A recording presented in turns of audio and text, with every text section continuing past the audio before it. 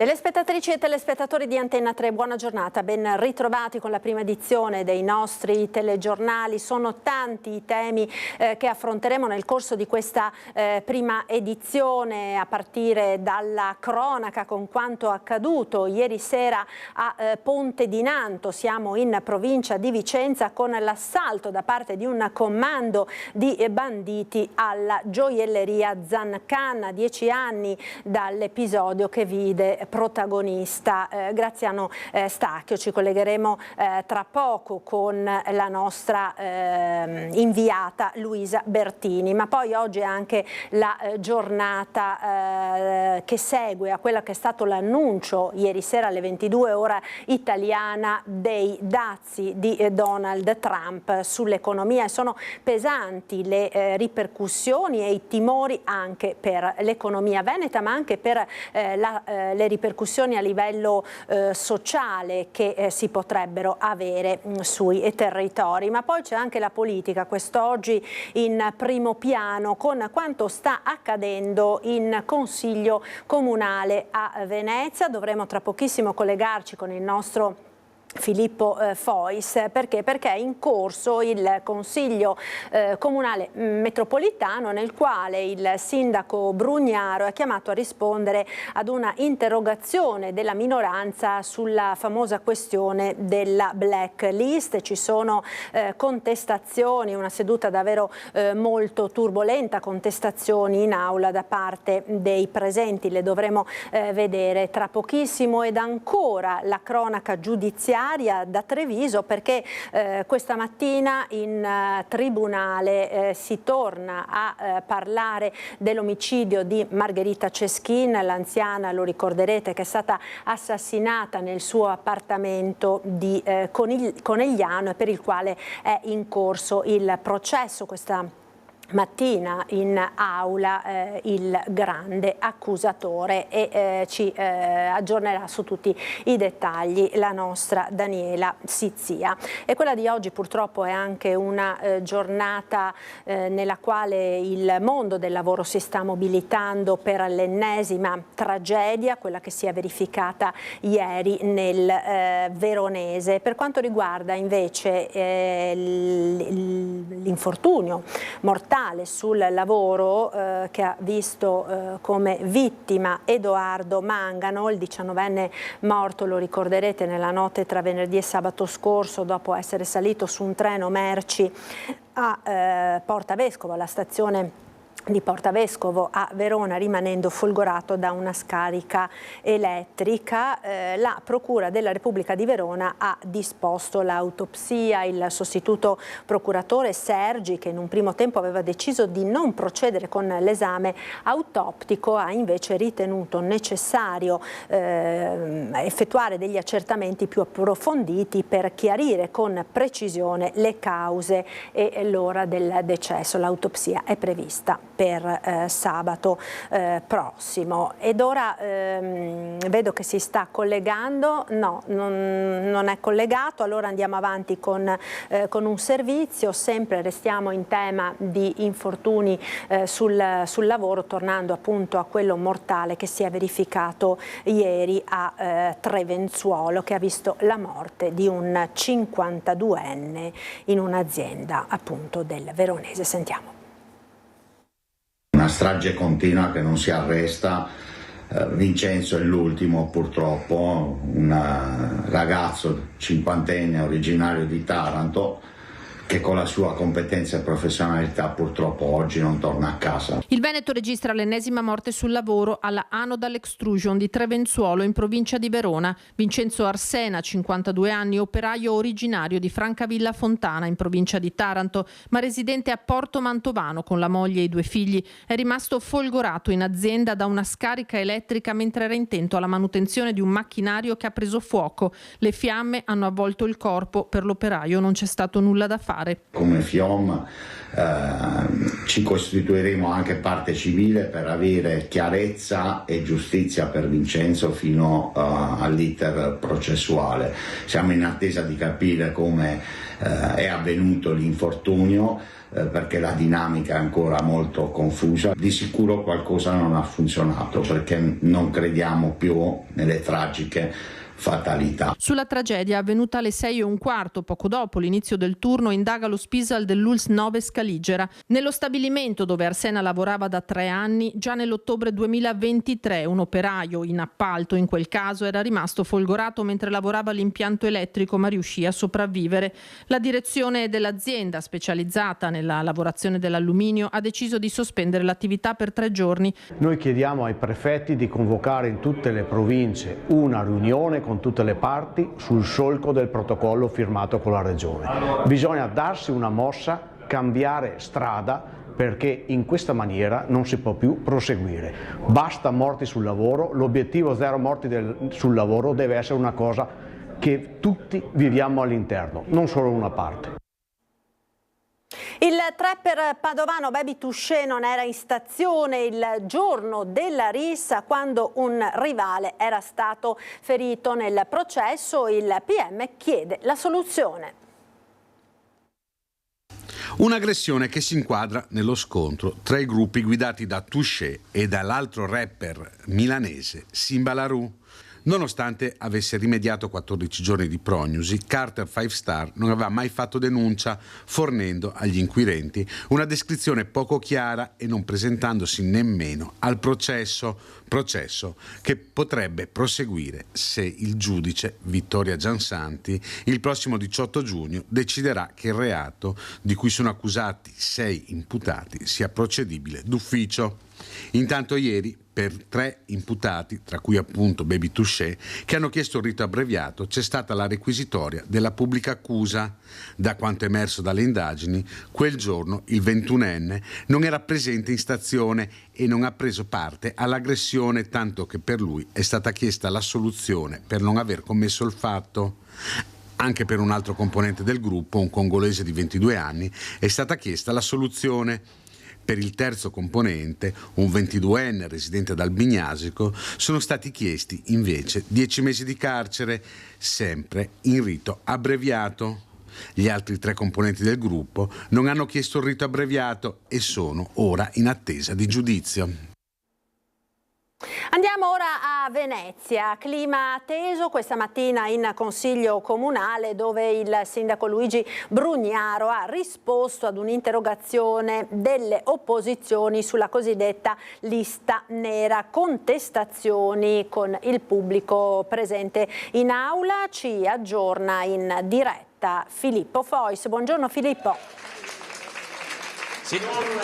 Eccoci, buongiorno Marta, buongiorno ai telespettatori di Antena 3. Prendiamo la linea dal Consiglio Comunale di Venezia, siamo a Caffarsetti e sentite che il dibattito in aula sta ancora proseguendo. Di che cosa si dibatte? Si dibatte di una interrogazione che è stata presentata a prima firma di Monica Sambo da tutta l'opposizione per chiedere chiarimenti al sindaco riguardo alla cosiddetta lista nera, quella che è stata ribattezzata dai giornali lista nera, vale a dire una lista che è stata trovata nell'ambito dell'inchiesta Palude, nella quale venivano segnalati diversi cittadini, anche alcuni giornalisti, che avrebbero mancato di rispetto al sindaco. Questa lista aveva una gradazione di 5 e quali possibili azioni legali potevano essere intraprese. Questo è stato sequestrato all'interno di un edificio comunale. Noi siamo con Giuseppe Saccà, che è il capogruppo del Partito Democratico. Voi cosa avete chiesto? Noi attraverso un'interrogazione firmata da tutti i membri dell'opposizione abbiamo fatto delle domande molto precise e purtroppo oggi non abbiamo ricevuto nessuna risposta puntuale. Non solo, il sindaco ha continuato con il suo stile di violenza verbale e di protervia, sostanzialmente ancora continuando a minacciare cause civili a destra e manca con l'evidente intento intimidatorio. E ovviamente noi abbiamo ricordato come noi non ci faremo intimidire e nemmeno come i cittadini di Venezia e Mestre si faranno intimidire da questo sono veri e propri abusi di potere da parte del nostro sindaco. anche in discussione quella che è stata la ricostruzione cronologica di Brugnaro. Sì, assolutamente, perché il sindaco Brugnaro spesso e volentieri si dimentica di quello che dice e di quello che va nei social e sui media, quindi sostanzialmente si dimentica di dire che la prima volta che queste liste sono emerse proprio con la voce, con le parole del sindaco, ed era il marzo del 2020, quando eravamo nel pieno della lockdown, perché il sindaco in quei mesi complicatissimi ha trovato soltanto il modo anche in quel momento di creare ancora più confusione all'interno della nostra città. Quindi è perlomeno da marzo del 2020 che il sindaco e il suo staff raccolgono delle liste di cittadini che avrebbero in qualche maniera offeso il sindaco stesso, e anche qui abbiamo ricordato al sindaco che se si sente offeso ha tutto il diritto di querelare per diffamazioni, ma altra cosa è una causa civile che ovviamente ha un puro scopo intimidatorio. Grazie Giuseppe Sacalo, lasciamo rientrare in aula. Naturalmente qua c'è un clima molto teso, vedete che c'è anche parecchi che stanno manifestando con cartelli a favore o contro il sindaco, soprattutto contro dobbiamo dire, e io direi che per ora Marta è tutto, ti restituiamo la linea. Grazie a Filippo Fois. Naturalmente Filippo, se dovessero esserci delle ulteriori novità richiedici la linea. Con la cronaca ora andiamo a Nanto, siamo in provincia di Vicenza, ne parlavamo in apertura, c'è stato un assalto ieri sera alla gioielleria Zancan, 10 anni dall'episodio nel quale intervenne il benzinaio Graziano Stacchio e lo ricorderete, sparò uccidendo uno dei banditi. Sul posto per noi Luisa Bertini. A te Luisa, buongiorno.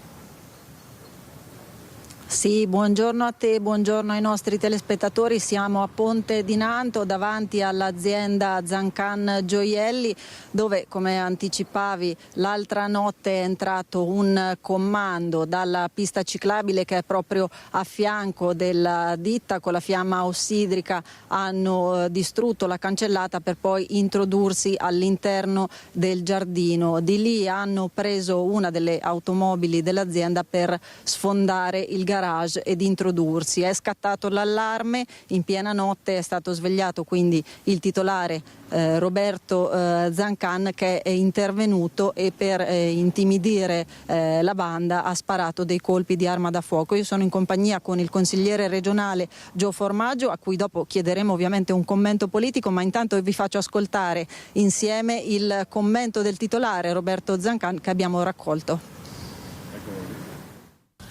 Era piena notte, lei è stato svegliato dal sistema d'allarme, è entrata una banda, che cosa è successo?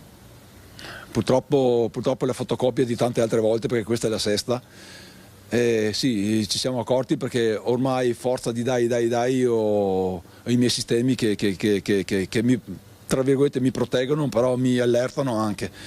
Quando mi sono accorto di cosa stava succedendo non ho esitato 2 minuti a alzarmi dal letto, imbracciare l'unica cosa che ho di difesa, è l'arma che detengo regolarmente, e venire qua e vedere cosa potevo fare. Lei l'ha messi in fuga con dei colpi? È l'unica cosa che ho potuto fare, perché erano 7 individui che ero riuscito a vedere, non 1, 7, non so se erano 6, se erano 7, dopo abbiamo visto che erano 10 addirittura, era un comando paramilitare da come si muovevano. Qual è stata la dinamica? Come sono entrati? La dinamica è la solita, divelgono con la fiamma ossidrica dalla ringhiera, entrano dentro, si posizionano, cercano di escludere luci, quello che hanno fatto, sistema video e barriere anti-intrusioni, cosa che non sono riusciti a fare.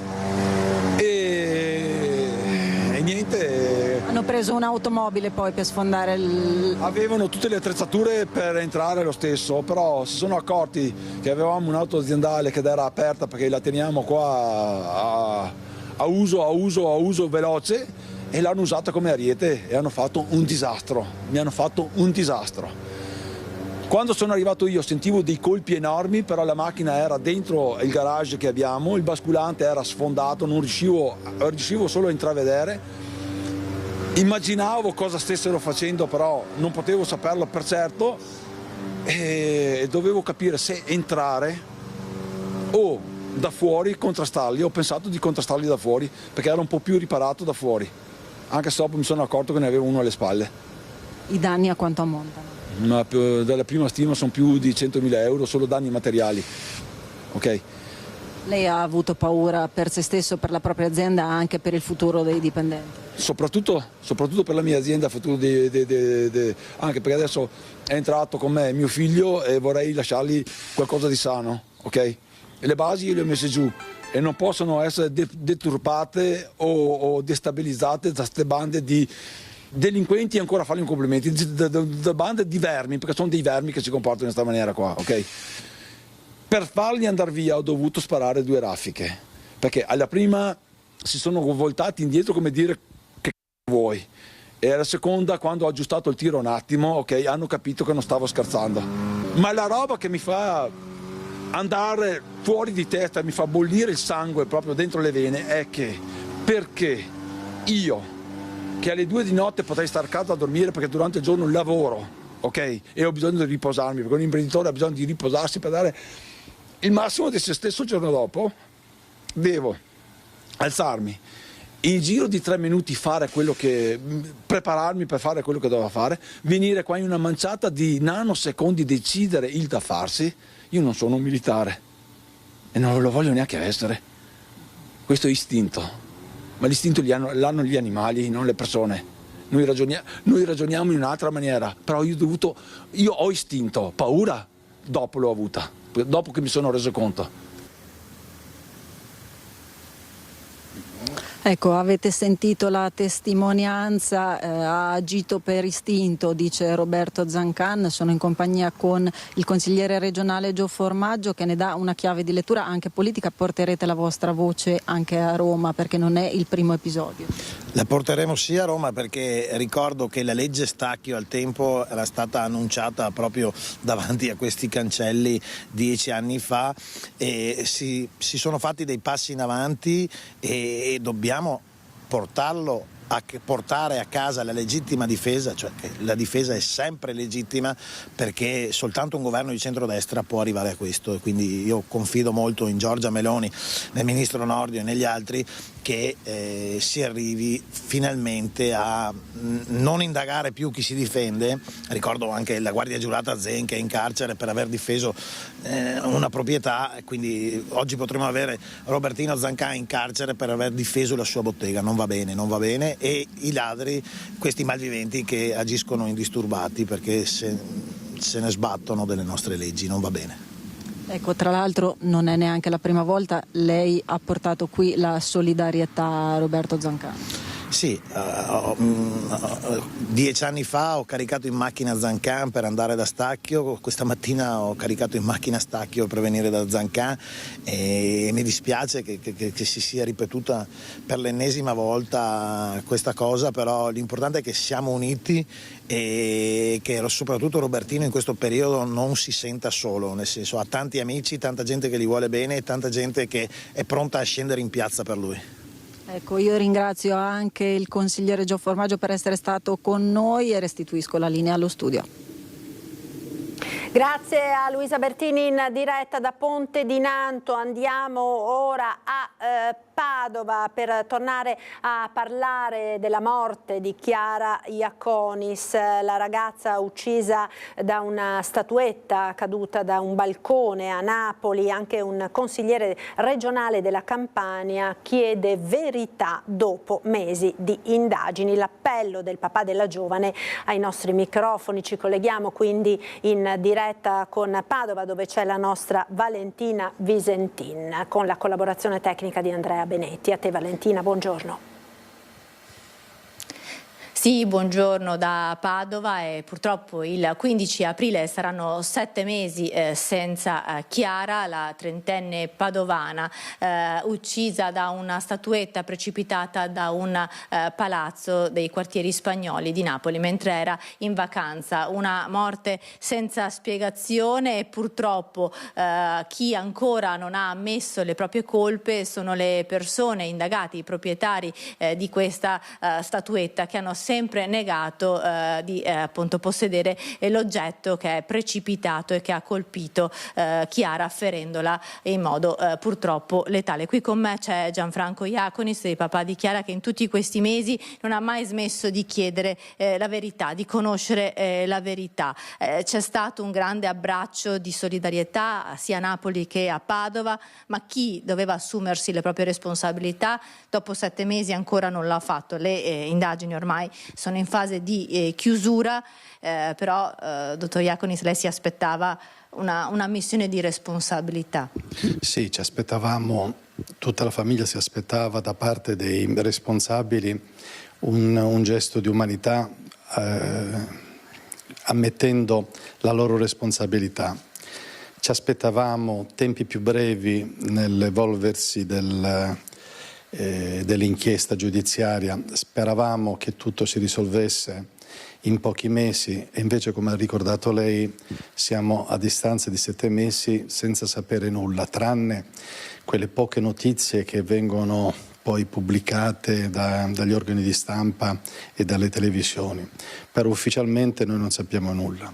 Quello che pesa è, ribadisco, questa mancanza di un passo avanti da parte dei responsabili nel chiedere scusa. Quello che consola è ricordare il forte abbraccio che abbiamo avuto sia dalla città di Padova sia dalla città di Napoli. Questo forte abbraccio in qualche maniera ha reso questa tragedia più sopportabile da parte di tutta la famiglia. Le infinite testimonianze d'affetto, di avvicinanza, di cordoglio che sono state, in qualche maniera ci hanno un po' sollevati. Ecco, ricordiamoci, sono 2 persone indagate per omicidio colposo e omessa sorveglianza, perché sarebbero coinvolti anche 2 minorenni, quindi c'è una doppia indagine anche della Procura dei minori per capire appunto tutte le responsabilità. Quel che insomma però appunto dispiace è che manca ancora quel tassello fondamentale per la verità. È vero che la verità non restituirà Chiara, ma almeno si può capire e può rispondere a tanti interrogativi che come genitori come famiglia vi siete fatti in questi mesi. Sì, in effetti non è che aiuti a rendere il dolore meno pressante, però in qualche maniera uno si fa una ragione di quello che è successo. Il dolore c'è sempre. E se accanto a questo c'è pure questa vaghezza di non sapere chi sia stato, perché è stato, qual è stata la dinamica e infine ribadisco ancora una volta il fatto che manchi la parola scusa da parte dei responsabili, tutto questo fa sì che accanto al dolore ci siano questi punti interrogativi che aspettano ancora una risposta. Grazie al dottor Iaconis per essere stato, per aver rivolto questo appello. Lo ricordiamo, Chiara però ha lasciato tanto, e a Chiara sono dedicate delle borse di studio all'Università Ca' Foscari, a delle studentesse che come lei sono brillanti nello studio e hanno tanti sogni da realizzare, come Chiara era riuscita a fare in soli 30 anni, perché aveva 30 anni ma aveva già raggiunto molti obiettivi della sua vita. Certo, aveva raggiunto obiettivi sia di crescita studentesca con l'università, sia di crescita professionale, perché era arrivata in poco tempo a coronare il suo sogno, quello di lavorare per un brand di una certa consistenza come Prada, e lei si approcciava a scalare anche nell'ambito di questa società dal punto di vista professionale tutti i vari gradini per arrivare sempre più in alto. E ci auguriamo che le borse di studio a nome di Chiara possano aiutare altre studentesse. Da Padova è tutto, linea allo studio. Grazie Valentina Visentin per questo collegamento. Noi ora proseguiamo con la cronaca giudiziaria perché quest'oggi in tribunale a Treviso importante udienza nell'ambito del processo per il delitto di Margherita Ceschin, l'anziana uccisa all'interno della sua abitazione a Conegliano nel giugno del 2023. Ci aggiorna Daniela Sizzia. Siamo proprio di fronte al Tribunale di Treviso dove si sta svolgendo l'udienza per il processo per il delitto di Margherita Ceschin. Oggi udienza importante perché ci sarà fra poco, ci dovrebbe essere almeno la testimonianza di Joel Lorenzo, il super testimone che avrebbe di fatto inchiodato gli altri imputati, ma però è stata un'udienza con dei colpi di scena. Fra le testimonianze doveva esserci quella di Martinez, che era il detenuto che avrebbe dovuto dare il messaggio a Lorenzon, però Martinez, che si è avvalso della facoltà di non rispondere. Sono in compagnia dell'avvocato Mauro Serpico, dell'avvocato Fabio Cra. Intanto buongiorno e grazie per essere qui.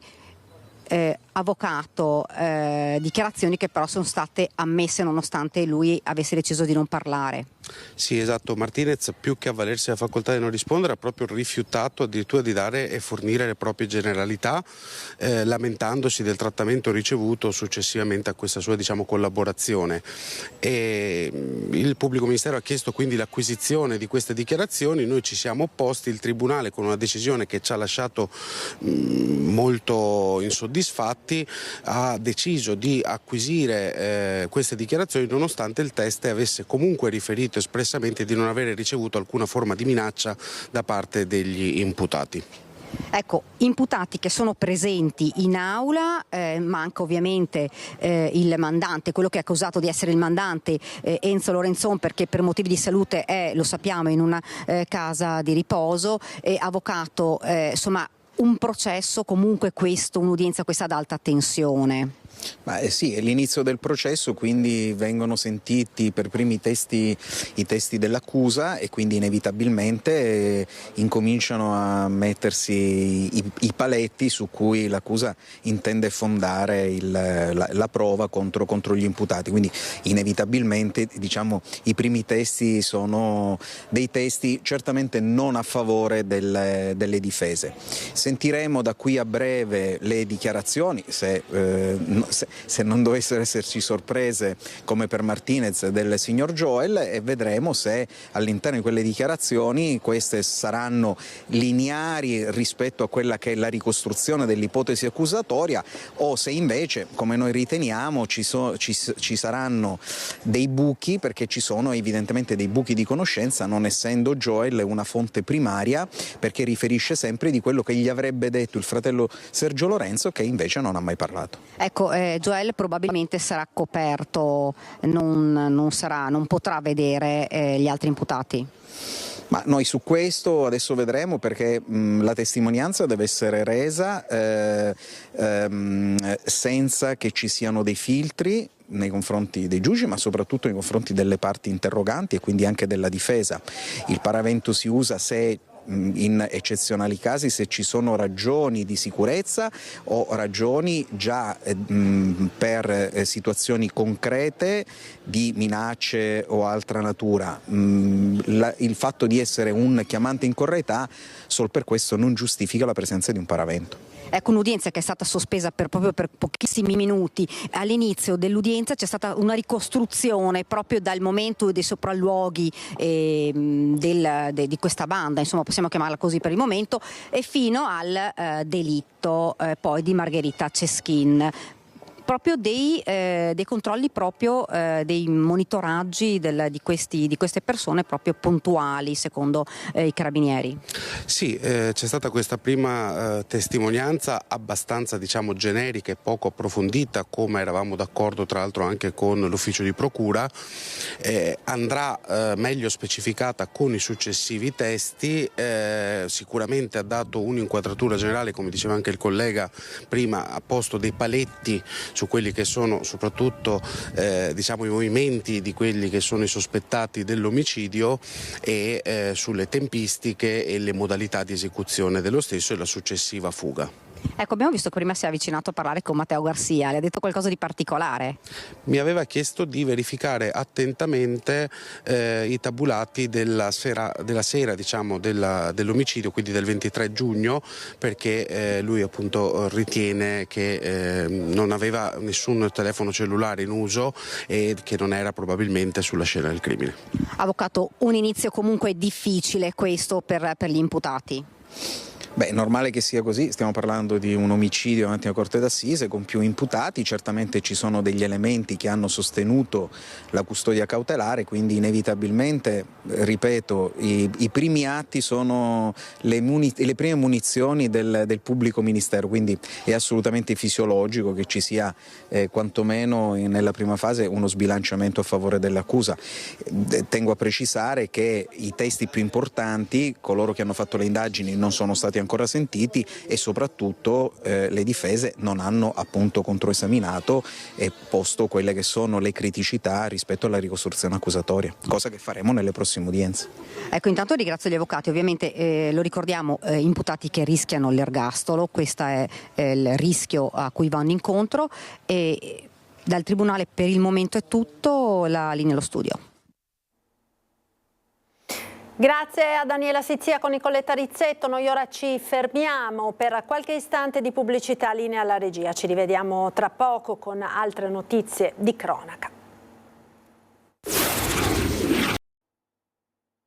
Eccoci di nuovo in diretta con la prima edizione dei nostri telegiornali. Continuiamo con la cronaca. Un uomo di 77 anni è stato arrestato dai carabinieri di Peschiera del Garda dopo aver cercato di strangolare la moglie 72enne. Quando i militari sono intervenuti nell'abitazione degli anziani coniugi hanno trovato la donna riversa a terra ed il marito in stato confusionale che ha ammesso spontaneamente di aver aggredito la moglie. I sanitari del 118 sono riusciti a rianimare sul posto la donna per poi trasferirla d'urgenza all'ospedale di Verona Borgo Trento, dove è stata ricoverata nel reparto di rianimazione in prognosi riservata ed in pericolo di vita. I carabinieri hanno arrestato il 77enne per tentato omicidio e lo hanno trasferito nel carcere veronese di Montorio e i carabinieri di Spinea hanno eseguito un'ordinanza di custodia cautelare in carcere emessa nei confronti di un 24enne del posto per maltrattamenti nei confronti della compagna. Il provvedimento è stato notificato il 28 marzo scorso e se n'è avuta notizia oggi. L'indagine è scaturita dalla segnalazione della mamma della donna che, rivolgendosi ai militari, aveva riferito di avere timori per la figlia, vittime di vessazioni da parte del compagno, tanto che era stata costretta ad allontanarsi dall'abitazione nella quale vivevano insieme. Il GIP di Venezia ha quindi emesso il provvedimento cautelare per evitare la reiterazione delle condotte violente dell'uomo. E continuiamo ancora a parlare di violenza contro le donne. Quinta udienza del processo contro Eric Zorzi, accusato di aver ucciso l'ex moglie Nicoletta Rotaru. Ascoltato il medico legale consulente delle parti civili.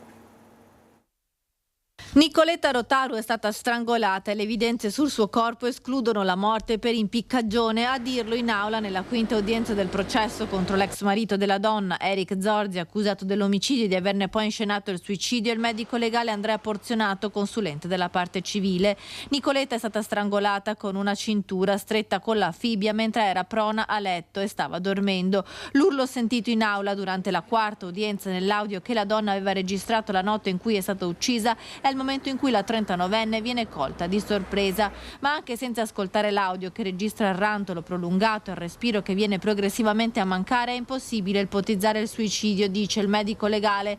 Legare un corpo morto ad un punto alto è troppo difficile, per questo Nicoletta è stata adagiata a terra simulando lo scioglimento del cappio. Lo strangolamento poi fa perdere subito coscienza e quindi Nicoletta non era cosciente, non è riuscita a reagire, da qui la mancanza di segni di difesa. In aula la difesa di Eric Zorzi ha definito rumoretti l'agonia di Nicoletta ascoltata lo scorso 19 marzo nell'udienza che ha analizzato l'audio registrato dal cellulare della donna nell'agosto del 2023. La prossima udienza è il 16 aprile in attesa di arrivare alla sentenza prevista tra maggio e giugno.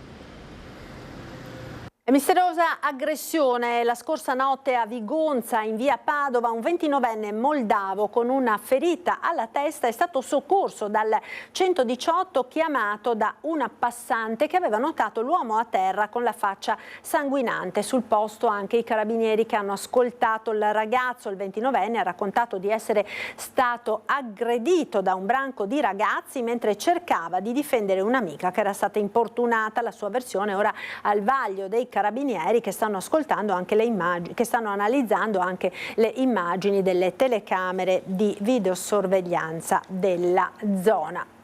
Nessuna autopsia sul cardiochirurgo trovato morto nel suo studio in ospedale a Padova, ma i colleghi hanno esaminato il corpo per confermare la causa del decesso.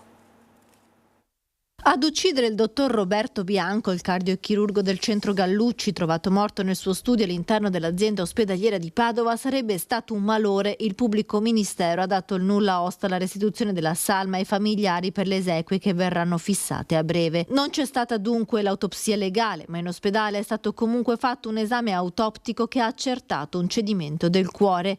Il cuore che lui per tutta una vita ha curato nei suoi pazienti l'avrebbe beffato all'improvviso senza lasciargli scampo. Il ritrovamento del corpo del dottor Bianco, 61 anni, responsabile dell'unità operativa di terapia intensiva post-operatoria, è stato fatto lunedì sera da un collega del centro Gallucci che ha dato l'allarme, ma nonostante sul posto l'intervento dei medici sia stato immediato, per il cardiochirurgo non c'era più nulla da fare. Accanto al suo corpo 2 compresse per l'ipertensione di cui soffriva. La polizia, intervenuta sul posto, aveva escluso fin da subito la morte violenta per mano di terzi. Tutto lasciava pensare ad un malore, ipotesi confermata dagli accertamenti condotti dai colleghi dell'azienda ospedaliera. Questa perdita appunto tragica, improvvisa, per cui la nostra vicinanza veramente più sentita ai familiari e naturalmente anche ai colleghi della cardiochirurgia. È un evento assolutamente inaspettato, anche perché abbiamo visto il dottor Bianco non più di qualche giorno fa presentare il progetto assieme al professor Gerosa dell'ECMO in ambulanza, quindi un professionista capace, sempre presente in azienda, sempre pronto a dare una mano, a dare le risposte ai pazienti e che lascia sicuramente un vuoto pesante. Il comando provinciale della Guardia di Venezia, della Guardia di Finanza di Venezia, ha arrestato 3 persone, tutte e 3 italiane, per detenzione a fini di spaccio di 18 kg di sostanze stupefacenti. I finanzieri hanno individuato una strutturata rete di spaccio di hashish e marijuana con base sulla terraferma veneziana, identificando dei soggetti, tutti giovani ed alcuni incensurati, che si approvvigionavano e rivendevano ingenti quantitativi di droga utilizzando una nota piattaforma di messaggistica istantanea. Le perquisizioni domiciliari hanno permesso di sequestrare 18 kg di hashish e marijuana destinati alle province venete e oltre 30.000 euro in denaro contante. I 3 arrestati si trovano ora in carcere. E a Conegliano, in via Manina, è stata scoperta una centrale dello spaccio, arrestata una 33enne ghanese. Dietro la porta di questa cantina c'era un vero e proprio bazar dello spaccio, centinaia di dosi già pronte destinate a una platea variegata, dalla meglio gioventù coneglianese a insospettabili imprenditori e professionisti, un giro diventato un vortice, stroncato nell'arco di una mattinata dai carabinieri accanto alle unità cinofile di Torreglia e del comando della polizia locale, e questo dopo un'articolata attività di indagine coordinata dalla procura trevigiana.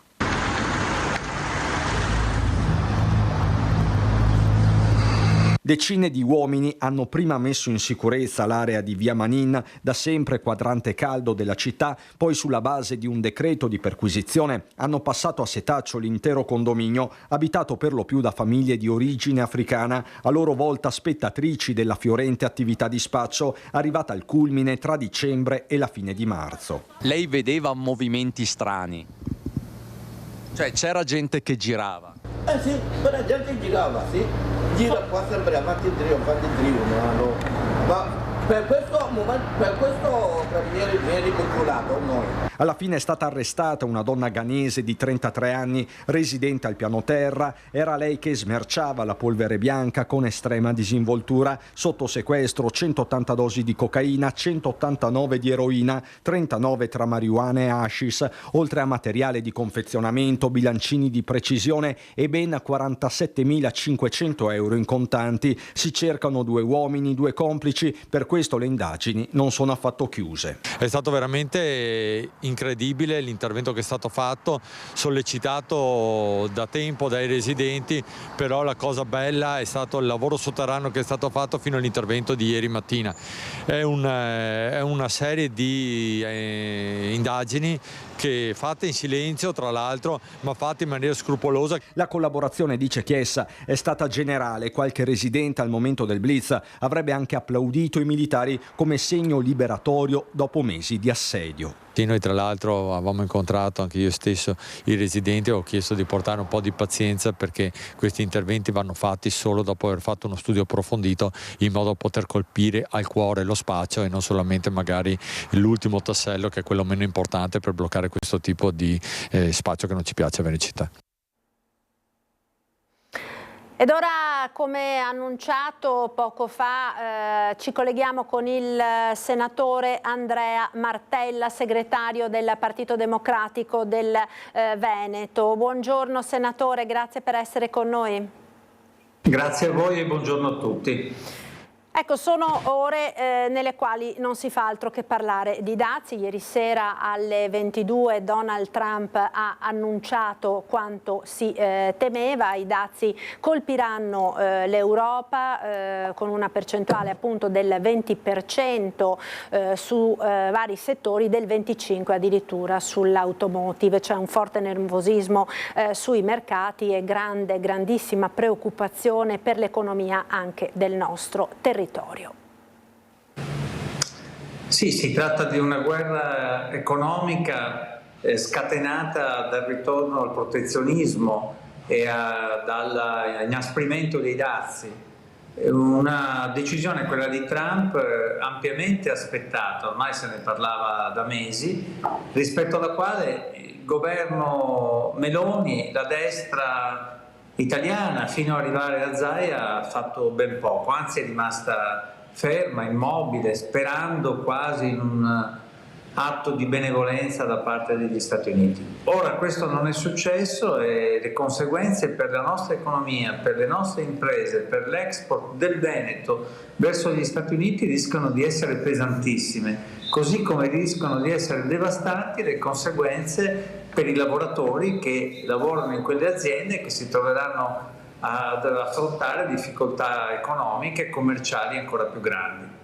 Ecco, sappiamo che nel Veneto ci sono dei settori che hanno delle fortissime esposizioni proprio con il mercato americano, l'automotive in primo luogo, ma poi c'è tutta la filiera dell'agroalimentare con grandissima preoccupazione da parte per esempio del settore vitivinicolo, ma non solo. Che cosa secondo voi si può in qualche maniera mettere in campo? Abbiamo sentito poco fa le dichiarazioni anche a livello europeo di Ursula von der Leyen, che oltre a sottolineare questo duro colpo che ci sarà per l'economia dell'intera Eurozona, promette anche una risposta dura, insomma, quindi si partirà presumibilmente con dei controdazi sulle merci americane che rischiano di innescare appunto, come lei diceva, una guerra commerciale davvero nella quale non ci sono vincitori. Guardi, i settori dell'economia veneta che saranno duramente colpiti sono tanti. e riguardano l'automotive, la componentistica, ma anche la farmaceutica, l'occhialeria, l'orificeria, l'agroalimentare, il vino.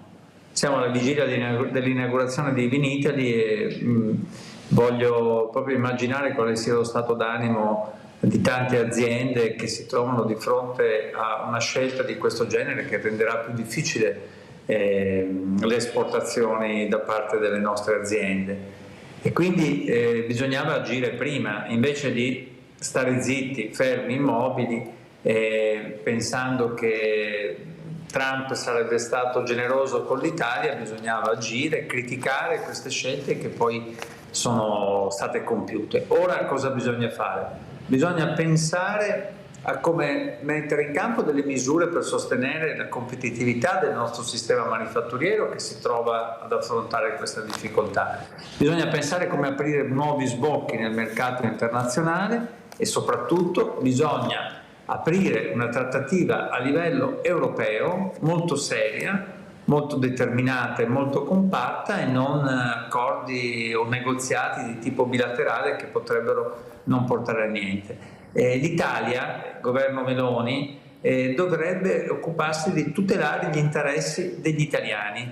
Per farlo deve stare dentro questa iniziativa europea. Non si può dire noi stiamo con queste politiche, con questi dazi, con queste tariffe degli Stati Uniti. Qualcuno addirittura ha detto, mi riferisco a Salvini, potrebbero essere un'opportunità per le nostre aziende. Non sarà così, si creerà una situazione molto molto complicata per il nostro export e per i lavoratori. La prima cosa che dovrebbero fare questi esponenti politici dovrebbero chiedere scusa alle nostre aziende, cioè dovrebbero dire guardate, ci siamo sbagliati. Fino a qui abbiamo adottato una politica di totale subalternità, vi chiediamo scusa, cerchiamo di recuperare. Io penso che vada fatta un'iniziativa importantissima che metta insieme le istituzioni, il mondo economico, le imprese, le banche per affrontare una situazione che rischia di essere davvero devastante. Ecco, devastante anche per i lavoratori, quindi per i tanti dipendenti di queste aziende, ma anche poi per i consumatori in generale, per l'intera popolazione. Quindi se si dovesse innescare poi questa spirale inflattiva con un aumento dei prezzi che andranno a colpire tutti praticamente, no? Sì, le prime stime sono solamente le prime stime parlano di una perdita di PIL per oltre 4 miliardi di euro a livello nazionale, di 55.000 posti di lavoro, sempre a livello nazionale. Sono davvero le prime stime. E quello che poi è del tutto evidente è che rischiamo non solo di impedire la crescita economica, ma come lei ha detto giustamente di entrare in una fase di recessione economica a cui si aggiunge l'inflazione, la terrificante stagflazione, come la chiamano gli economisti, che avrebbe veramente sulle nostre aziende, sui lavoratori, sulle stesse comunità territoriali in cui sono insediate quelle aziende e, come lei ha detto, sui consumatori e per tutti i cittadini avrebbe veramente degli effetti negativi. Già noi sappiamo quali siano i problemi dell'export veneto e delle aziende, la contrazione del mercato in Germania, il costo dell'energia. Se adesso ci mettiamo anche i dazi vedremo moltiplicarsi situazioni di difficoltà. Già sappiamo, anche in questo caso, quante siano le crisi industriali in Veneto, quanto siano aumentate le ore di cassa integrazione autorizzate e quindi quanto sia necessario guidare una fase di ripresa economica per rendere le nostre aziende competitive sul mercato, e invece di fare questo ci troveremo ad affrontare questa assurda guerra commerciale voluta da Trump e da chi Trump lo ha sostenuto e tifato, come la destra italiana e veneta. Ecco senatore, in questo quadro diciamo, diventa fondamentale per le nostre imprese individuare anche degli altri mercati ed essere supportate anche magari guardando ad Oriente, visto che ad Occidente la situazione è questa. Sì, io penso innanzitutto che bisogna fare una trattativa molto seria a livello europeo per evitare che questa situazione si possa prolungare e quindi per evitare questi dazi, per fare in modo che Trump possa ritorni indietro rispetto a queste scelte. Poi penso che le nostre imprese vadano sostenute economicamente con strumenti finanziari e fiscali rispetto alla situazione che stanno vivendo.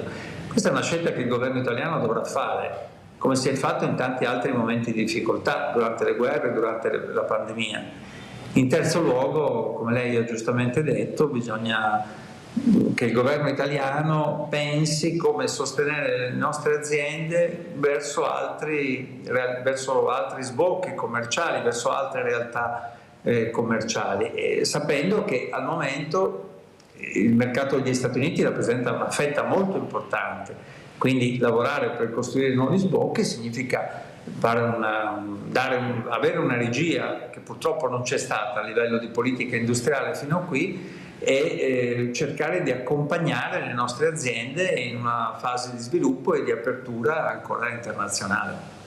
Ecco, Senatore, prima di salutarci volevo farle una domanda relativamente alle elezioni regionali nella nostra regione. Di questi giorni appunto la notizia dei consiglieri regionali del Partito Democratico che dicono sostanzialmente cambiamo la legge elettorale e votiamo in autunno, a fronte dell'ipotesi che tra l'altro era stata come dire, benedetta anche dal Ministro Piantedosi la settimana scorsa in visita in Veneto, di posticipare il voto alla primavera prossima. E per quanto riguarda sempre il PD, cominciano anche a circolare dei nomi di questa mattina, una lista comparsa sui giornali con delle prime indiscrezioni, con dei nomi anche decisamente nuovi nel panorama politico del nostro territorio.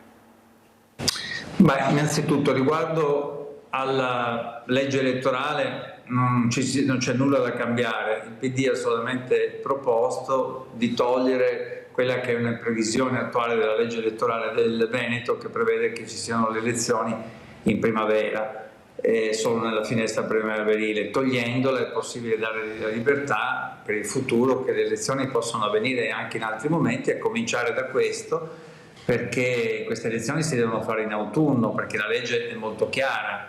La durata dei consigli regionali è 5 anni, la potestà di cambiarla è dello Stato, e per fare in modo che il Veneto voti più avanti ci vuole una legge nazionale. Non solo, ci vogliono fondati motivi straordinari e gravi per poterlo fare, come è avvenuto per il Covid. Quindi io penso che si andrà a votare in autunno, che non ci siano spazi per operazioni furbesche, per forzature democratiche come quelle che si stanno tentando, anche dimostrando che c'è qualcuno che è proprio attaccato a questa poltrona e che non riesce evidentemente a pensare a un futuro diverso dalla permanenza continua per più di 15 anni nella nostra regione, dal momento che Zaia ha già fatto 15 anni di mandato, ricordiamocelo sempre.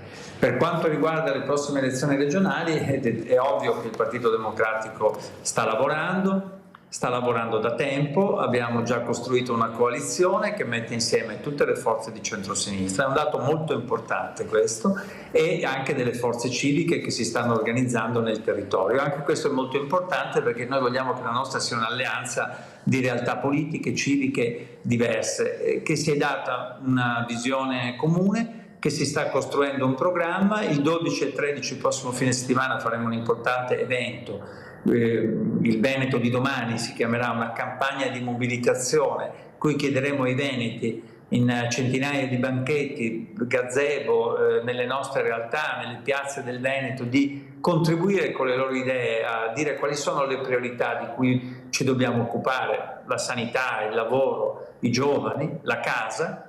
E naturalmente tutto questo poi determinerà il fatto che in tempi brevi la coalizione sceglierà il candidato che la dovranno guidare. Sarà il risultato di questo percorso. Oggi sono apparsi dei nomi, tutti nomi molto rilevanti. che sicuramente rappresentano delle risorse interne e esterne. Rispetto a quelle esterne ci sarà da verificare in realtà quali siano le disponibilità, e penso che questo tipo di scelta sarà fondamentale per dare anche compiutezza a questo nostro lavoro. La faremo entro breve e sarà una scelta sicuramente all'altezza delle sfide che dobbiamo compiere. Per noi è quello di essere credibili per andare a governare il Veneto dalla prossima legislatura e per aprire una nuova stagione, visto che quella che si sta concludendo si conclude con stanchezza, divisioni e lotte interne al centrodestra. Grazie senatore per essere stato con noi, buona giornata e buon lavoro ad Andrea Martella, segretario del PD del Veneto.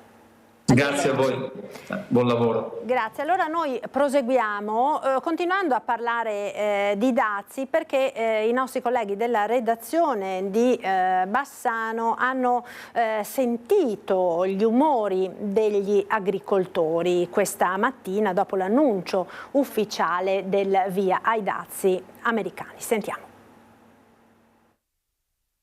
Siamo con Pietro Guderzo, presidente provinciale, provincia di Vicenza, di Coldiretti. Il tema è quello dei dazi del 20% sui prodotti dell'agroalimentare made in Italy. Secondo Coldiretti questi dazi andrebbero a causare rincari fino a 1,6 miliardi per i consumatori americani. Il rischio è un calo netto delle vendite del made in Italy verso i mercati appunto d'oltreoceano. Sì, effettivamente c'è della preoccupazione per questi nuovi equilibri, un nuovo scenario che si sta verificando. Poi è vero anche che fortunatamente anche come Coldiretti nel corso degli anni comunque abbiamo indirizzato anche le aziende agricole nostre verso una distintività e una qualità dei prodotti, quindi un po' l'augurio è che avendo un target comunque di mercato americano medio-alto possa assorbire meglio quello che è un rincaro che comunque per quanto poco avrà comunque delle ripercussioni sui nostri prodotti. Il rischio, Presidente, non è solamente quello del calo delle vendite verso il mercato americano, ma insomma i prodotti in esubero potrebbero entrare nel mercato interno e quindi un aumento dell'offerta per le regole del mercato potrebbe causare una diminuzione dei prezzi. Sì, noi la prendiamo anche un po' come una sfida. Adesso è vero che se si chiude una porta americana dovrà essere anche la nostra bravura quella di aprirne altre in altri mercati e trovare uno sfogo magari in paesi in cui finora non si è lavorato. Qui anche un ruolo fondamentale lo possono avere anche le ambasciate, nelle quali si può utilizzare come canale anche per aprire nuovi mercati. Un altro aspetto fondamentale cui finora pochi ci hanno ragionato su è il discorso dell'Italian sounding. Con un aumento dei dazi uno dei problemi che potrà verificarsi in futuro è un aumento appunto di prodotti contraffatti venduti come italiani, e questo per la nostra agricoltura e per le nostre imprese di tutto il settore agroalimentare sarebbe un grave danno, sarebbe una beffa oltre al danno, insomma. Quindi anche una maggior tutela, è questo anche un altro tema del Made in Italy? Sì, oggi più che mai sarà necessario rafforzare quelli che sono i controlli sulla contraffazione, e probabilmente anche a livello europeo sarà da fare un grande lavoro affinché i prodotti di origine italiana che fanno anche un po' da biglietto da visita per il nostro paese siano tutelati maggiormente possibile. Senta, oggi in sofferenza anche i mercati finanziari con le borse che crollano, insomma uno scenario in divenire, uno scenario che preoccupa. Quali sono secondo lei le prospettive nell'immediatezza? Adesso onestamente siamo nel pieno della tempesta, quindi farsi prendere al panico peggiora solo che la situazione. Bisognerà dare una risposta come Paese Italia, ma anche a livello europeo, ripeto, non deve diventare un'escalation di dazi, bisogna avere un attimo la mente fredda e ragionare, partendo dai punti fermi, come ad esempio l'origine dei prodotti, che questo sarebbe già un importante aspetto, e poi io credo che avendo come noi italiani fatto anche a livello alimentare o agroalimentare, dei prodotti sempre di alta qualità, anche il mercato americano magari riuscirà ad ammortizzare questo aumento, e poi siamo convinti che, ripeto, ci sia la possibilità di aprire nuovi mercati. Il mondo è grande, l'italianità è molto richiesta, poi sta a noi come imprese e come sistema agricolo riuscire a superare questo nuovo ostacolo. Grazie a Monica Smiderle. Sentiamo ora la voce dei cittadini raccolta appunto dai colleghi di Bassano sulla questione dei dazi. Cosa pensa dei dazi di Donald Trump? È preoccupato? Me ne frega, alla grande. Perché?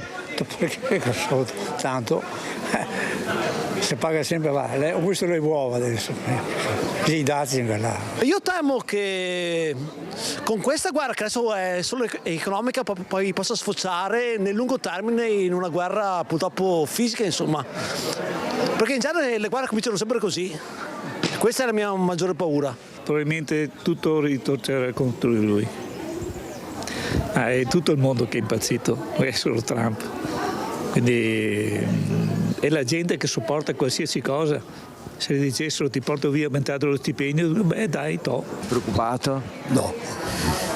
Io no, perché attività non ne ho più e quindi sono preoccupato per il basso livello culturale del popolo, questo dico, diciamo, che siano inquadrati dentro la piastrella, tutti in fila. Preoccupato? Beh, abbastanza, credo che metti in crisi tutta l'economia del mondo, speriamo che qualcosa ci accorde e che si migliori, insomma. Anche qui da noi potrebbe esserci qualche ripercussione in Veneto?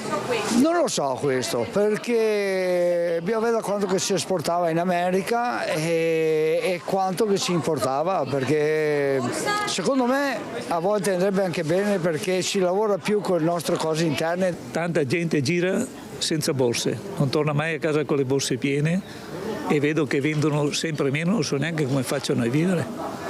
A questo punto i bassanesi soldi non ne hanno più. Io dazi non li ho visti ancora, sull'acciaio quella roba là non mi frega niente, però insomma il Veneto lo pagherà. Secondo me gli americani si faranno male da soli, però vuol dire che il prosecco ce lo beviamo noi. Non la vedo preoccupata? Ma assolutamente no, anche perché io preferisco comprare sempre roba locale, italiana, piuttosto che roba americana, quindi problemi proprio nessuno. Ci fermiamo ora per qualche istante di pubblicità, linea alla regia, subito dopo torneremo in studio per parlare di un tema di grande interesse, che è quello delle truffe agli anziani, purtroppo un fenomeno in forte aumento anche nel nostro territorio. A tra poco. Eccoci di nuovo in diretta, prima edizione dei nostri telegiornali. Saluto il nostro ospite con il quale parleremo di truffe, in particolare di truffe agli anziani. Benvenuto dunque al comandante della Polizia Locale di Castelfranco, Patrick Rocca. Comandante, nelle cronache degli ultimi mesi ci hanno riproposto in maniera davvero allarmante questo tema. Sono davvero tantissime le truffe che vengono messe in atto o se non altro tentate, sono tantissime le telefonate per esempio che ciascuno di noi riceve, anziani o giovani, sul proprio cellulare con richieste di ogni tipo. Quali sono, diciamo, le metodologie più utilizzate da queste persone? Allora, buongiorno a tutti. Sì, è un fenomeno che non accenna a diminuire, semmai si trasforma. Ogni giorno veniamo a conoscenza di nuove forme di truffe rivolte alla cittadinanza. Le truffe sono trasversali, colpiscono i più giovani, i meno giovani, gli anziani, ogni fascia d'età, in continuo divenire. Noi abbiamo cercato di effettuare dei percorsi anche di informazione alla cittadinanza su questi fenomeni che non accennano a diminuire, e riguardano sia la sfera privata dell'abitazione della singola persona, quindi le truffe che avvengono in abitazione, come oramai sono note le truffe del finto tecnico del gas, i finti incaricati della società di distribuzione energetica, piuttosto che gli incaricati della società di gestione dell'acquedotto, che tendono a entrare nell'abitazione del cittadino millantando un guasto alle tubature, piuttosto che delle problematiche agli elettrodomestici dovuti a un problema alla fornitura elettrica. Cosa ben peggiore è che abbiamo anche casi di truffe dove i truffatori millantavano essere appartenenti alle forze di polizia, quando ovviamente il finto poliziotto, il finto carabiniere, ne abbiamo sentite tante, ma ne escogitano davvero di tutti i colori. Anche lei accennava per esempio al gas, c'è addirittura chi spruzza, no? Anche qualcosa che ha odore di gas, approfittando di questo per rendere ancora più verosimile, no? Questa richiesta magari di poter entrare in casa per controllare. Assolutamente, l'intento è quello di carpire la fiducia della vittima, la quale aprirà la porta perché vuoi per simulazione di una fuga di gas, o vuoi perché vede una divisa o anche un distintivo, un tesserino, si fida e allora aprendo la porta metà truffa è quasi fatta, perché ovviamente i due truffatori, il rapporto è sempre quasi 2-1, 2 truffatori per una vittima, un po' come il gatto e la volpe in Pinocchio alla fine, e tornano dentro casa. Mentre il primo truffatore è intento a distrarre la vittima simulando l'interesse per il reale motivo per cui sono lì, quindi andando a ricercare, facendosi condurre in cucina per ricercare il tubo del gas piuttosto che l'ipotetica perdita o perdita appunto o guasto al contatore, il secondo truffatore invece chiede gentilmente di poter andare in bagno, quindi si allontana dalla vittima e dal complice e nel frattempo, in maniera anche abbastanza fulminea, perlustra le camere da letto, le altre aree della casa e quindi ovviamente molto spesso sottraendo alla vittima denaro contante, ori, gioielli o quanto conservato nei cassetti. Una volta fatto questo, sono molto rapidi, rientra in scena un cenno al complice e si dileguano. L'obiettivo ovviamente anche nostro è render noto alle persone che vi sono questi tentativi, soprattutto al mattino, di entrare nelle abitazioni dei cittadini. Porsi ovviamente un dubbio, quindi informare, conoscere per difendersi.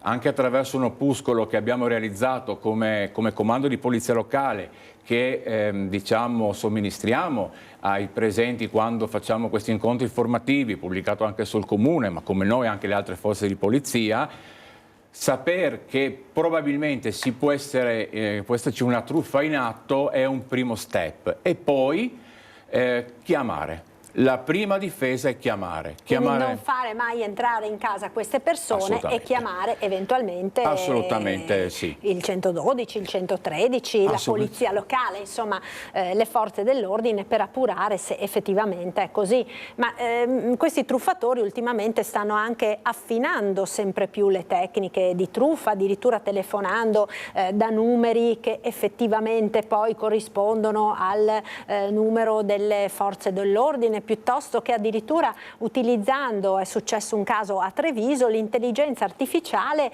per fingere la voce della figlia di un'anziana che poi è stata truffata, che chiedeva aiuto. Quindi come ci si difende, comandante, a fronte di queste tecniche sempre più elaborate, sempre più affinate da parte dei truffatori? Allora, sì, l'intelligenza artificiale sicuramente diventerà uno strumento che andrà a vantaggio anche di questo tipo di attività illecite e quindi dobbiamo alzare ancor più il livello di guardia.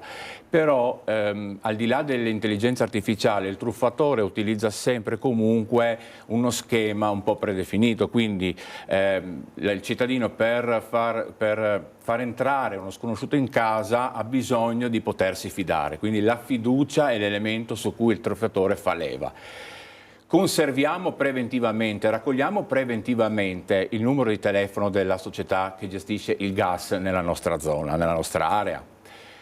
La stessa cosa dicasi per il nostro fornitore di corrente elettrica e per gli altri servizi, le varie multi-utility, che normalmente sono i cavalli di Troia utilizzati dai truffatori. Nel volantino che abbiamo preparato, infatti, in una pagina abbiamo raccolto tutti i numeri verde che interessano l'area di Castelfranco Veneto. Quindi immediatamente, se io dal balcone o comunque al citofono ho due soggetti che vogliono entrare per queste verifiche, al di là di tutto posso sempre preventivamente fare una telefonata alla società del gas e chiedere se veramente è in essere una fuga e se veramente hanno inviato una squadra per effettuare un sopralluogo.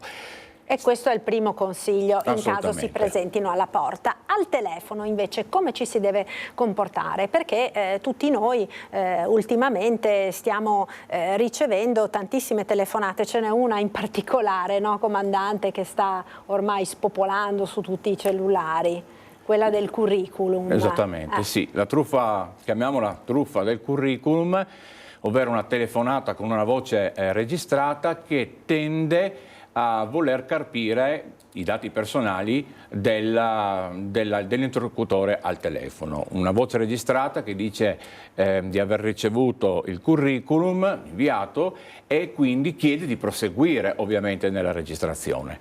Bisogna riattaccare subito.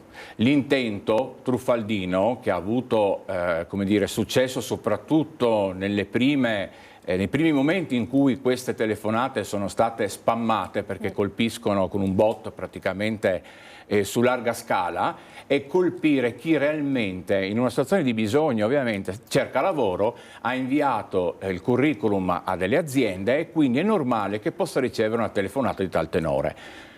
Chiudere subito la telefonata, ovviamente non rimanere in ascolto, ma il consiglio anche ovviamente sempreverde è quando ricevo telefonate da numeri sconosciuti e quindi innanzi al mio interlocutore evitare sempre di rispondere affermativamente con un sì. Questo lo ripetiamo sempre anche nei nostri incontri. Se dall'altro capo del telefono ti chiedono parlo con Rocca Patrick, ma che vada, rispondiamo sono io, confermo.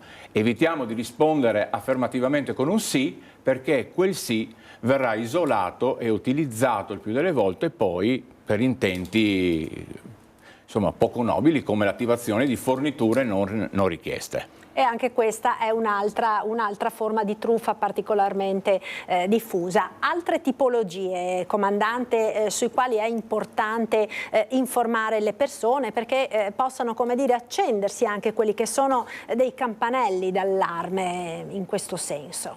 Allora, non tutte le truffe avvengono presso l'abitazione. Noi abbiamo distinto in due grandi macro aree, se vogliamo, le truffe presso il domicilio e le truffe in strada. Quelle in strada ovviamente vengono poste in essere in luoghi maggiormente affollati, prevalentemente al mattino, e le più comuni sono la truffa dello specchietto, che si è tanto sentito parlare, ma comunque ancora miete parecchie vittime per il modo in cui viene perpetrata. Poi abbiamo la truffa dello pneumatico forato, della banconota a terra, la truffa dell'uovo sul parabrezza. C'è diciamo un quantitativo di truffe abbastanza... Uovo sul parabrezza, questa non l'avevo mai sentita, mi è nuova. Praticamente i malintenzionati sulla vettura in transito prescelta lanciano un uovo sul parabrezza. Quest'ultimo ovviamente imbratta il parabrezza della vettura del conducente, il quale istintivamente azionerà il tergicristallo. Ovviamente il tergicristallo spalmerà tuorlo e albume su tutto il vetro, rendendo impossibile vedere oltre il parabrezza e sei costretto a fermarti. Istintivamente, come anche nelle altre truffe che ho menzionato, il guidatore smonta dalla vettura probabilmente lasciando le chiavi inserite. E questo è il momento in cui il truffatore si inserisce nell'abitacolo perché ti ha seguito e si rischia addirittura che l'autovettura venga rubata. Oppure, se c'è qualcosa sul sedile del passeggero, il truffatore si intrufola mentre tu stai valutando cosa è accaduto davanti al tuo parabrezza e sottrae la borsa. È la stessa tecnica, il stesso fine ultimo che utilizzano simulando la furatura di una gomma. Se in un parcheggio prevalentemente di un centro commerciale o di un supermercato, parcheggi la tua autovettura, al rientro ovviamente normalmente ti siedi in macchina, appoggi la borsa sul sedile, ti senti bussare dal finestrino e ti invitano a scendere per due ordini di motivi: o c'è una banconota a terra che hai perso e quindi, mossa dalla curiosità, scendi dalla vettura, magari mettono veramente 5 euro a terra per renderla ancora più efficace, e quindi vai a verificare la presenza della banconota e nel frattempo un complice dall'altra parte apre lo sportello e sottrae la borsa, oppure, sempre per lo stesso intento, bussano al finestrino e ti dicono che hai uno pneumatico a terra. Quindi scendi, controlli lo pneumatico a terra e anche in questo caso la borsa rischia di sparire o altri averi all'interno dell'abitacolo. Il tutto è così repentino che ovviamente è normale che l'automobilista lasci le chiavi inserite nella vettura, perché per scendere nei pressi è normale, insomma, che uno le lasci. Come è normale per noi donne quando si sale in macchina appoggiare la borsa sul sedile. E loro lo sanno, i truffatori, questo. Quindi cosa dobbiamo fare allora? Metterla dietro se non ci sono le porte, chiudere le porte, cosa si fa? Allora, innanzitutto tenerla a tracolla forse è la cosa più sicura. Però per condurre il veicolo la borsa a tracolla potrebbe essere d'impaccio. Il fatto che ne parliamo sicuramente rende informate più persone, quindi sappiamo che nei parcheggi dei supermercati piuttosto che dei centri commerciali questo può accadere. Nel momento in cui siamo all'interno del nostro abitacolo provvediamo a chiudere ovviamente con la sicura centralizzata, quindi chiudiamo la sicura della vettura. Se per qualsivoglia motivo, ma questo usiamolo come buona abitudine anche quando andiamo per esempio al self-service a fare benzina, a fare rifornimento, perché è quasi normale che anche in questo caso scenderemo dalla vettura, andremo alla colonnina a fare rifornimento, giusto un secondo per mettere il nostro banco, ma le chiavi della macchina probabilmente rimarranno sul cruscotto. Quindi per qualsiasi motivo, non dipendente dalla mia volontà, io debba scendere dalla vettura, prendere con sé le chiavi del veicolo, chiuderlo e poi effettuare l'ispezione degli pneumatici, raccogliere la banconota se davvero l'ho persa, piuttosto che fare rifornimento o quant'altro mi risulti necessario. E questo senz'altro è un altro consiglio molto, molto importante. Questo diciamo per quanto riguarda la strada. Per quanto riguarda le telefonate abbiamo detto, ma c'è poi anche, comandante, un'attenzione particolare che bisogna riservare quando si utilizzano i social, perché anche dai social i truffatori possono carpire tutta una serie di informazioni per rendere ancora più veritiera e verosimile, insomma, la richiesta che fanno. Assolutamente sì, i truffatori fanno questo di mestiere, sono degli attori alla fine perché simulano delle situazioni, perché queste risultino essere più verosimili hanno bisogno, come dicevo prima, di carpire la fiducia del cittadino e conoscere qualche elemento in più della propria vittima aiuta a carpire appunto questa fiducia. I social, in particolar modo la piattaforma Facebook, diciamo è uno strumento molto utilizzato. La nostra bacheca che utilizziamo per condividere i contenuti e quanto riteniamo più opportuno e più ci piace è vista da una platea molto vasta di persone, non solo i nostri amici ma anche i malintenzionati.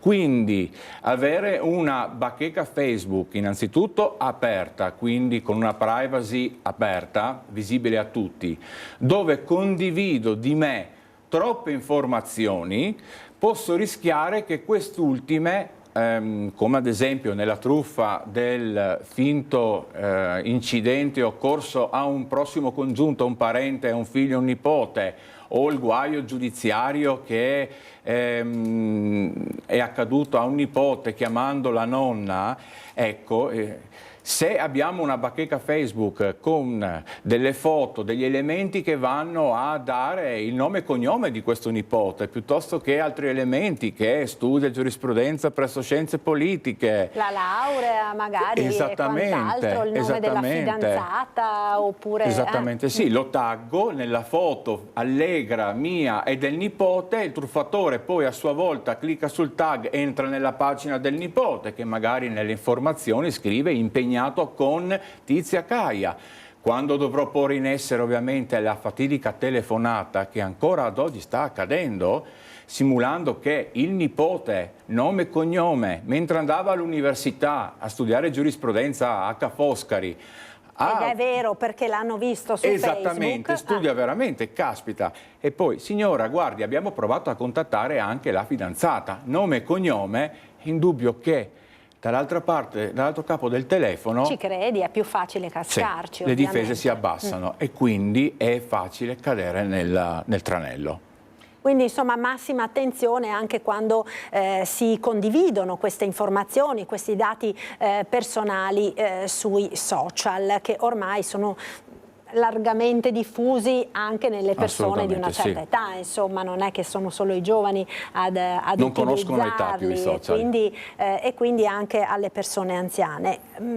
Per concludere, comandante, quindi questi sono diciamo i casi più frequenti che si verificano e quelli che sono i campanelli d'allarme. Qualora la persona si rendesse conto, quindi riuscisse, grazie anche a tutta questa informazione che state facendo presso la popolazione, di avere a che fare con dei truffatori, che cosa deve fare in quel caso? Chiamare le forze dell'ordine per cercare di fermarle anche queste persone, in modo che non mettano a segno altre truffe, perché abbiamo visto nel nostro territorio anche delle bande addirittura di trasfertisti che giungono appositamente nel nostro territorio per mettere a segno questo tipo di reati. Se non ci riescono in un caso, riprovano con un'altra vittima, no? Effettivamente è così.